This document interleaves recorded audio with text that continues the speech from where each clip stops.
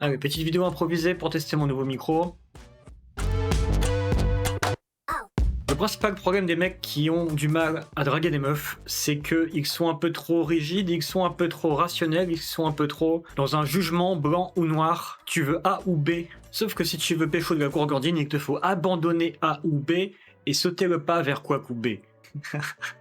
Aujourd'hui, je vais te parler de l'inverse du jugement. Qu'est-ce que c'est que l'inverse du jugement? Ce n'est pas le non-jugement. Si tu ne sais pas choisir entre un steak et une salade, il n'y en a aucun des deux qui s'est réellement manifesté. T'es là, t'hésites, le steak il a l'air bon, mais la salade, je me sentirais léger après, les deux seraient bien. Alors peut-être que si vous êtes un vrai mec alpha, vous êtes plutôt steak, et vous allez même en manger 3 d'un coup, tandis que si vous êtes un homme soja, vous allez préférer la salade. Eh bien ces deux réponses étaient mauvaises, la bonne réponse si vous voulez draguer, c'est de rester dans l'ambiguïté. Peut-être que je pourrais manger un steak, peut-être que je pourrais manger une salade, tout est possible.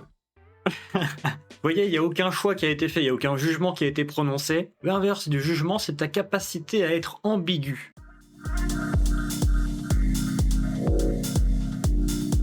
Je ne suis pas une machine, je ne suis pas cette personne qui fait toujours le même choix comme un robot. Je mangerai du steak jusqu'à la fin de ma vie, Ou ah non, moi je mange que de la salade parce que je suis vegan, ok?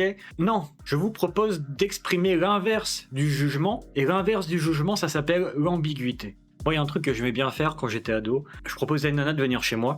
Elle me disait, mais pourquoi faire? Et je lui dis, pour jouer aux cartes. Mais sauf que quand je dis ça, la nana, elle se rend compte qu'elle va pas jouer aux cartes. Elle sait que c'est pas vrai, donc ça crée un espace ambigu. Qu'est-ce qu'on va faire si on veut pas jouer aux cartes?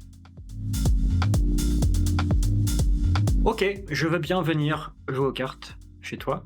Et arriver chez moi. C'est dommage, j'ai pas de jeu de cartes. Comment on fait? Et la nana dit, mais qu'est-ce qu'on va faire? J'ai dit, il va peut-être falloir s'occuper. S'occuper, 3 petits points. C'est totalement ambigu. Ça veut tout et rien dire. Mais dans cet espace qui ne veut tout et rien dire, dans cet espace où on ne sait pas prononcer exactement sur ce qu'on voulait faire, ça laisse place à l'imagination de chacun.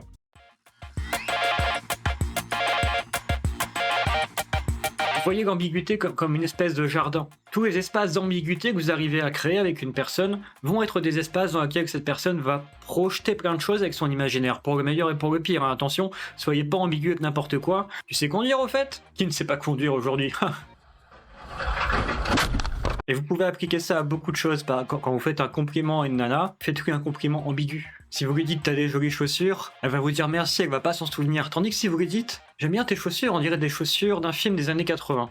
Elle va avoir un recul en mode c'est un compliment ou pas ça?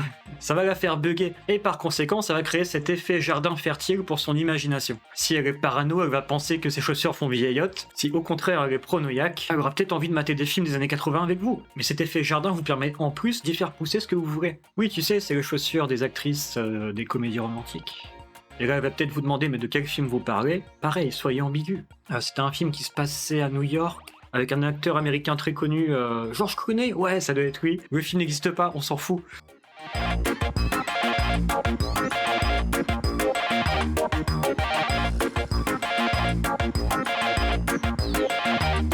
L'important, c'est qu'il y ait une interaction complice basée sur ce jardin que vous venez de créer. Donc à la fin, prenez bien soin de lui dire « Au fait, pardon, mais ce film n'existe pas, je l'ai inventé.